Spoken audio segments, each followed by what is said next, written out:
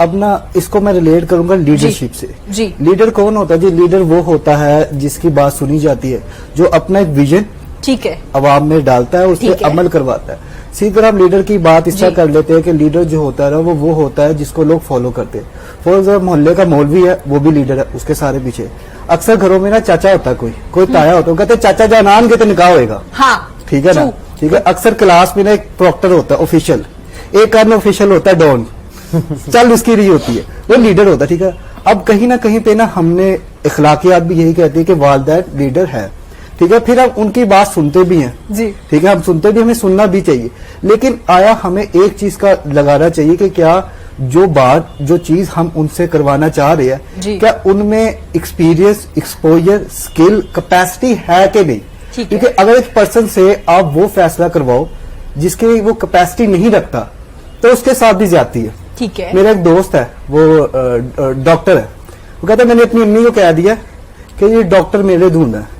میں کہا مجھے ایک بات بتاؤ, آپ کی امی کیا ہے؟ کہتے ہیں ہاؤس وائف ہے, پڑھی لکھی نہیں. میں کہا ٹھیک ہو گیا. آپ کی والدہ کو پتا ہے کہ ڈاکٹر کیا کام کرتے ہیں؟ جی. کہتا نہیں. میں کہا پتا کہ کتنے گھنٹے کام کرتے؟ کہتا نہیں. کہتا کس طرح کی آپ کو ڈاکٹر چاہیے؟ کہتا نہیں.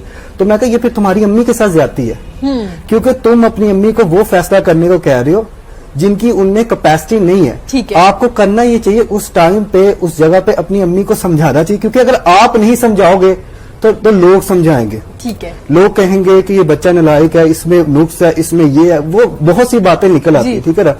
اب پرابلم بتاؤں کہاں پہ جا کے آتی ہے, جب ہم لوگ اپنے والدین سے خود بات نہیں کرتے ڈیسیجن سے ریلیٹڈ.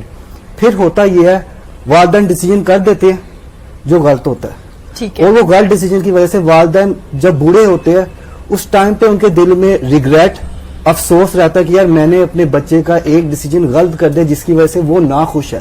اور یہ ایک والدین کے لیے نا یہ بات بڑی چبھنے والی ہوتی ہے کہ میری وجہ سے میری اولاد جو ہے نا وہ تکلیف میں ہے. تو کرنا یہ چاہیے کہ آپ کو اپنے والدین کے ساتھ بیٹھنا چاہیے, انہیں بتانا چاہیے, سمجھانا چاہیے کہ میرا یہ شوق نہیں ہے. اب تو ماشاءاللہ سے بہت ساری ویڈیوز آ چکی ہے, بہت ساری موویز آ چکی ہے. بندہ بات کرے, کیونکہ بات کریں گے تو بات بنے گی. ٹھیک ہے. جب ہم بات ہی نہیں کرتے, ہم نے نا ایک ہوتا ہے, میں اکثر بات کرتا ہوتا ٹی وی شوز میں آگے کہ ٹائم لگائیں, اپنے والدین کو بتائیں ضرور, انہیں سمجھائیں ضرور کہ بھائی میں یہ چیز کرنا چاہ رہا ہوں, آپ دیکھیں. ٹھیک ہے. مجھے یہ چیز کرنے دے, اس چیز کے لحاظ سے میں اس طرح کرنا چاہ رہا ہوں. والدین کی بھی سنیں, لیکن اگر ان میں وہ کیپیسٹی نہیں ہے تو یہ زیادتی ہے والدین کے ساتھ. ہارون, یہاں پہ میں ایک بات کہنا چاہوں گی, جیسے آپ نے ذکر کیا کہ پیرنٹس کو ضرور بتائیے, اگر وہ کوئی فیلڈ آپ کے لیے چوز کر رہے ہیں تو آپ ان کے اچھے برے سب کچھ بتائیے, کیا ٹائمنگ ہوگی, کیا میں کر بھی سکتا ہوں یا نہیں کر سکتا.